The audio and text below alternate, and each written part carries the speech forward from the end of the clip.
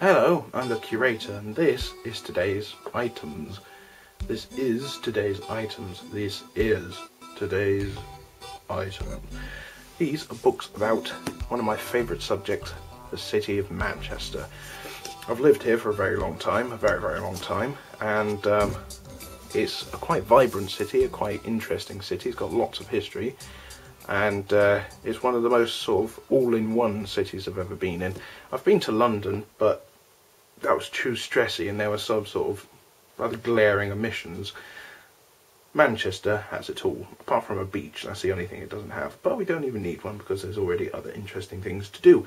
A very industrial city, the sort of capital of the world in the industrial age, the site of the first train station, as I have mentioned, the site of the creation of one of the world's first electronic program stored computer, the Manchester Baby, or the Manchester Mark II, if you're, depending on what you're talking about. I believe Ferranti was based here, Rolls and Royce met here, all sorts of wonderful crazy things were invented here, and it's just a brilliant place to be. I'm going to try and sum down that brilliance to 3 books.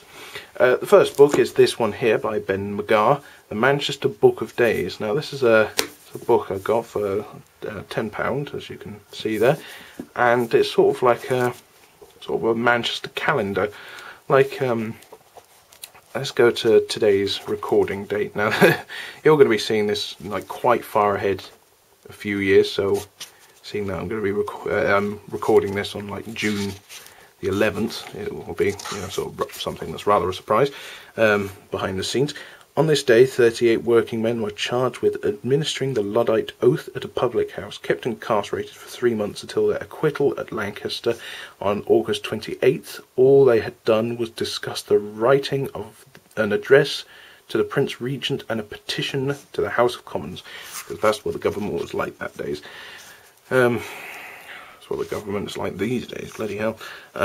So it sort of talks about, there's a sort of little bit on Wikipedia, on this day, and this is sort of a Manchester version of that. It talks about all sorts of things. Keep opening on August the 4th. St. Chad's Roman Catholic Chapel in Cheetham Hill opened on this day. I've been past there. It's certainly a chapel.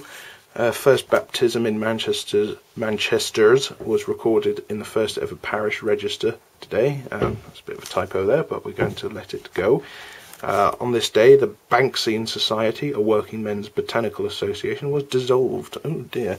But it is something you could just go back on this day and, have it handy.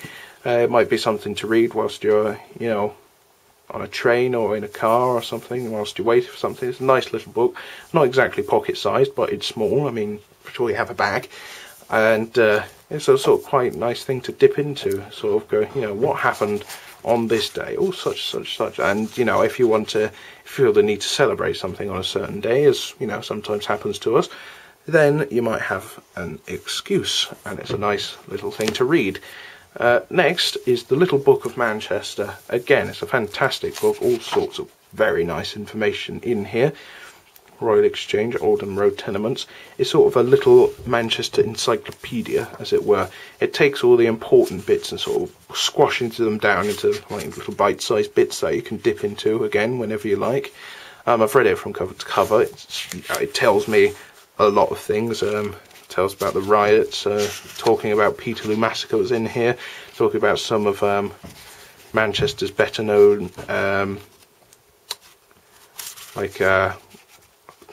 monuments and sort of buildings and stuff. Even has a section talking about what Manchester means, and anchors, Anchorsland, Ardwick, Begooley, Barlow Moor, Beswick, Blakely, that's a place that's familiar to me, Burnage, Cheetham Hill. It talks about all of them, so if you want to know about Manchester, this is the book. I got it a while ago as a present, and